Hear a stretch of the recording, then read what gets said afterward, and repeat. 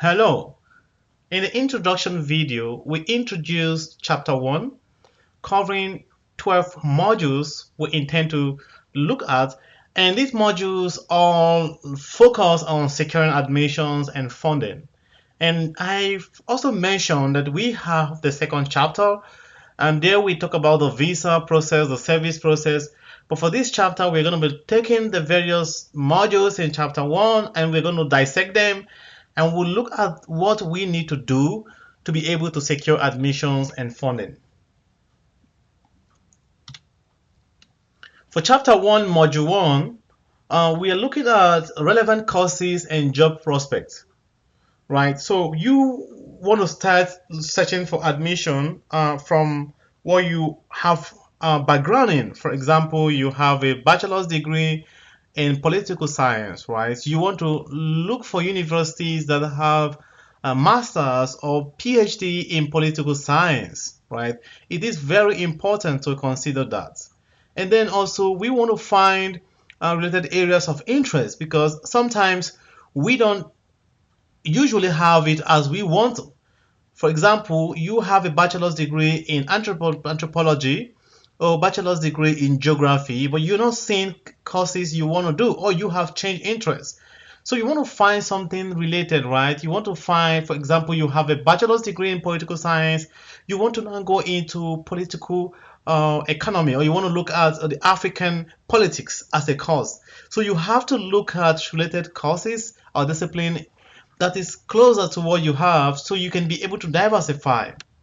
Also, you want to know which country you would like to settle, right? You want to ask yourself this question: what country do I want to settle? Is it the US? Is it the Canada? One of the goals of traveling is not only to get education, but also where does life take us, right? At the end of your studies, you want to work, you want to settle somewhere, you want to find a job, right? And that brings me to the fourth point: finding job prospect and career in that field. So you want to make your research to find out, oh, if I have, when I complete my degree, my master's degree or my PhD degree in this field, where do I stand a chance to work? Where can I work? What can I contribute? What skills do I need to learn, right? So this is very important when making these decisions, right? And also we also want to go for emerging fields. We want to go for new areas. The world is evolving. Everyone wants change, so we are looking for new areas. So if you have a degree in one area, part of the question is, what are the new areas I can do research in? What are the new areas I can research on different aspects? In the next 10 years, what will this field produce for me, right? So knowing this is very important to help us to succeed in our field. Also, we want to be able to build our resume and our skills in those fields. So we want to just not just find courses that are in our bachelor's. We also want to find other areas that are of interest to us, right?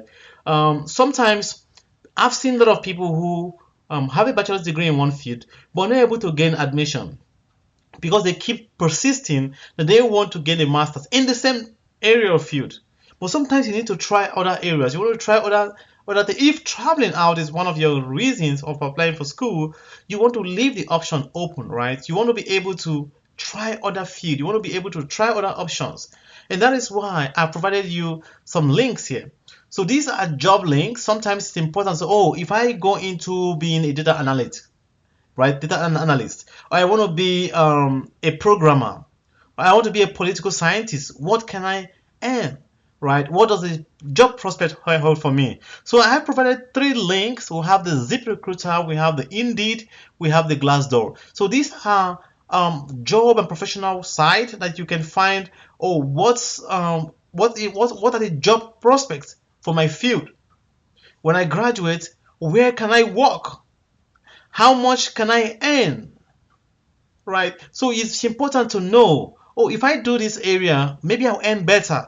I think I want to invest my skills, my time, learning one research area or one program. So when I'm done, I know I'm going to benefit from it more, right? So these are very important way people make decisions. So the first thing is to know the course you want to apply to, and think of not just what you have a bachelor's in, but other areas you have interest, because it's very important for you to think about this thing. Think about not just what you have degree in. Think about other areas you can learn from, you can leverage in. And there are a lot of degrees in the US and Canada that people are not applying to. They have funding, but because people are not aware, they don't want to learn other areas. You must not be a mechanical engineer all through your life. You can change field, you can learn new things. And that is why we are humans. That's why we diversify. So let's walk through some of these sites and see what they have. So I'm just going to click on the first one, ZipRecruiter, and I will see what we can find there. So when you launch this, it's going to ask you to sign in and all that. Well, I'll just say, I'm looking for a job right now. I'm looking for a job, but no rush. I'm just browsing. Yeah, you can just say I'm just browsing. It's very important to just say, oh, okay, you're just browsing. Let's see what we have there. No, let me explore. So do you have a specific job title in mind? For now, we don't have. So I'm just going to keep exploring. Yeah, I want a full-time job. I'm looking for a full-time job. Yeah, it should be in person because I'm going to be in the US or Canada. Let me just see United States. United States. So, all right. Let me see. I can just, okay, this is another area. So let's see. Driving, what kind of I think I want to skip this. You can say project management. Let's see. Let's see what you have. Are there specific industries you're interested in? You want to work in the transport and the finance? Okay, say I want to work in the healthcare. I want to work in the finance. I want to manufacturing, retail, transport, business. Right. So let's see what we have. Minimum pay, yearly. Yeah, I want a job. I want to earn over $150,000 a year, and then we can proceed. So we have different jobs, right? Vice President of Healthcare, Design Sales Representatives, right? Looks good. Assistant Manager. We have other areas, so we can keep looking for sales representative is there. We have senior manager technology. So that's because I read project management, right, or something else. So you can change it, you can do data analysis, and then you'll be able to see these fields and learn more from them. So you can try other ones. So it's very important to explore to say, okay, you want to go to grad school, you want to get a master. You also want to know where you can work with that masters, right?